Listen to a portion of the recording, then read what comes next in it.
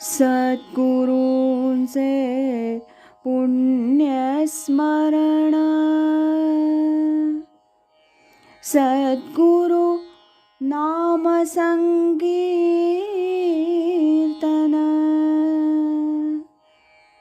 सद्गुरु गुणानुवाद गान, श्रवण मनन सद्गुरूंचे, श्रवण मनन सद्गुरूंचे.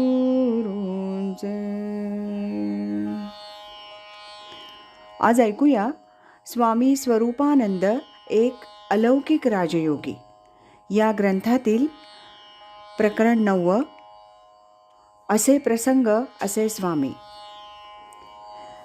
याचा भाग 11. नानांची तीही इच्छा स्वामीजींनी पूर्ण केली. कैलासवासी नारायण चिंतामण गोडसे हे स्वामीजींचे एक शिष्य. ते दादर मुक्कामी राहत असत. 1962 पासून ते पावस मुक्कामी स्वामींकडे पारमार्थिक मार्गदर्शनास म्हणून जात असत. गोडसे हे देवी भक्त होते. मंत्र आणि त्या अनुषंगानं जपानुष्ठान वगैरेवर प्रथमपासूनच त्यांची विशेष श्रद्धा होती. परमपूज्य स्वामी स्वरूपानंदांकडे ते प्रथम गेले होते ते ह्याच उद्देशानं की स्वामीजींसारख्या परमसाक्षात्कारी पुरुषाकडून त्यांना बीजाक्षरी मंत्रोपदेश व्हावा म्हणून. पण स्वामीजींनी त्यांना सांगितला सोहम. अगदी दासबोधातील दशक 17 5वा समास यातला सांप्रदायिक असा सोहम. 1962 पहिल्या भेटीतच स्वामीजी श्रीयुत गोडसे यांना म्हणाले होते, या बाजारात सायोज्य मुक्ती ज्या ज्ञानानं मिळते ते ज्ञान आहे. दुसरं किंवा दुसऱ्या प्रकारचं ज्ञान पाहिजे असल्यास इतर ठिकाणी जावं.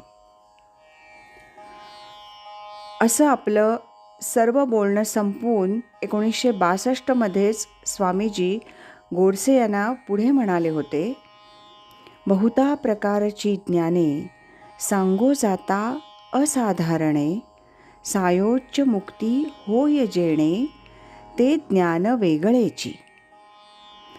पुढे काही वर्ष गेली. 1967 साल उजाडलं. श्रीयुत गोडसे निवृत्त झाले. निवृत्तीनंतर त्यांनी आपलं मुंबईतील बिऱ्हाड आपल्या मूळ गावी म्हणजे चिपळूण मुक्कामी हलवलं होतं. चिपळूणात श्रीयुत गोडसे आपलं पेन्शनरचं जीवन नामसाधनेत अगदी आनंदानं व्यतीत करत होते. त्याच सुमारास जपासाठी म्हणून एखादा मंत्र एखाद्या सत्पुरुषाकडून आपणाला मिळाला पाहिजे आणि आपण तो घेतला पाहिजे इत्यादी स्वरूपाच्या त्यांच्या पूर्वस्मृती पुन्हा जागृत झाल्या. कर्मधर्म संयोगानं त्याच सुमारास चिपळूणात वास्तव्य करून असणाऱ्या आणि मंत्रयोगाचा अभ्यास करणाऱ्या एका सत्पुरुषाशी नाना गोडसे यांचा घनिष्ठ संबंध आला. नानांचं त्या सत्पुरुषाशी प्रेम जमलं, निष्ठा बसली. ह्या मंत्रयोगी सत्पुरुषाकडून आपण जपासाठी म्हणून एखादा मंत्र घ्यावा असं नाना गोडसे यांना वाटलं. आपली अशीही इच्छा गोडसे यांनी त्या सत्पुरुषाला विदितसुद्धा केली. ते सत्पुरुष फार चांगले होते. परमार्थशास्त्रातील काही नियम आणि पथ्य पाळणारे असेच होते. त्यांनी नाना गोडसे यांना सांगितलं, मी तुमचं काम करीन, पण पावसला स्वामींच्या कानावर मात्र ही गोष्ट घालून ठेवा. झालं. नाना गोडसे यांनी पावसला परमपूज्य स्वामींकडे तसं पत्र लिहिलं. स्वामीजींकडून बरेच दिवस नानांच्या पत्राला उत्तर आलं नव्हतं. त्याच सुमारास सुर्वे नावाचे पोलीस खात्यातील एक वायरलेस ऑपरेटर सरकारी कामानिमित्त चिपळूण मुक्कामी नोकरीस होते. श्रीयुत सुर्वे यांचं बिऱ्हाड रत्नागिरी मुक्कामी असल्यामुळं अधूनमधून ते रत्नागिरीला जात आणि तसंच पावसलासुद्धा जात असत. श्रीयुत सुर्वे नाना गोडसे यांना चिपळूण मुक्कामी नेहमी भेटत असत. अशाच एका भेटीत नाना गोडसे यांनी श्रीयुत सुर्वे यांना स्वामीजींना कळवण्यास म्हणून एक निरोप दिला. पत्राचं उत्तर मिळावं, ह्या महिन्यात श्री दर्शनास येईन, असा तो निरोप होता.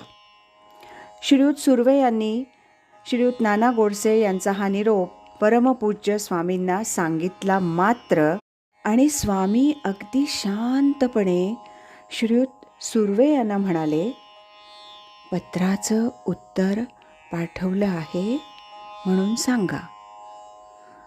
आता ते कसले येतात? परमपूज्य स्वामी स्वरूपानंदांनी श्रीयुत नाना गोडसे यांना ते शेवटचं पत्र लिहिलं होतं आणि त्यात कळवलं होतं, इच्छेप्रमाणे कळवलेला मंत्र घ्यावा.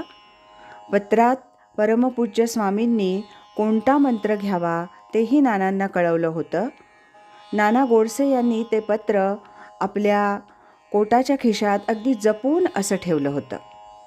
झालं, एके दिवशी मंत्रोपदेशासाठी म्हणून नाना गोडसे त्या सत्पुरुषाकडे गेले आणि आश्चर्याची गोष्ट अशी की नानांच्या कोटाच्या खिशात आणि स्वामी स्वरूपानंदांच्या पत्रात जो गणेश मंत्र स्वामीजींनी नाना गोडसे यास घ्यावा म्हणून कळवला होता, अगदी तोच मंत्र त्या सत्पुरुषानं नाना गोडसे यास अगदी त्रिवार उच्चारून दिला होता. ह्या प्रसंगी श्रीयुत नाना गोडसे सद्गदित झाले होते. सद्गुरू लीला महिम्यानं त्यांचे नेत्र प्रेमाश्रूंनी अगदी भरून आले होते. ते तसेच घरी आले. स्वामींकडे पावस मुक्कामी कधी जाईन असं त्यांना झालं होतं, परंतु प्रकृती अतीव क्षीण, डोळे अधू, आज जाऊ उद्या जाऊ असं म्हणत काही महिने सहज निघून गेले. त्यांचं पावसला स्वामींकडं जाणं पुढं झालंच नाही. एक दिवस नानांची प्रकृती फारच बिघडली आणि त्यातच नानांनी ह्या जगाचा निरोप घेतला. श्रीयुत सुर्वे यांच्या निरोपाच्या उत्तरातील स्वामी स्वरूपानंदांचे ते शब्द, पत्राचं उत्तर पाठवलंय म्हणून सांगा. आता ते कसले येतात? असं सर्व काही कसं निखालच घडलं होतं. नाना गोडसे यांना आपणाला पाहिजे तोच मंत्र स्वामीजींनी दिला होता आणि त्यांची इच्छा स्वामींनी अशी पूर्ण केली होती. स्वामी स्वरूपानंद उच्च अशा सिद्धावस्थेत होते. बसल्या बसल्या ते जे काही सहजगत्या बोलत ते देवाचे शब्द असायचे. तसंच घडायचं. कोणी काही प्रार्थना केली किंवा स्वामीजींनी सहज असा काही संकल्प केला तर तो सहज लीलया सिद्धीस जायचा. असे अनेक अनुभव अनेकांना आले होते. असे प्रसंग, असे स्वामी या 9व्या प्रकरणातील हा होता भाग 11. उद्या ऐकूया याचा भाग 12.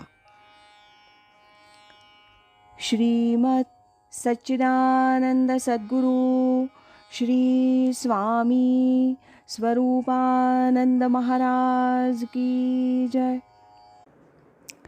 हरि ओम तत्सत.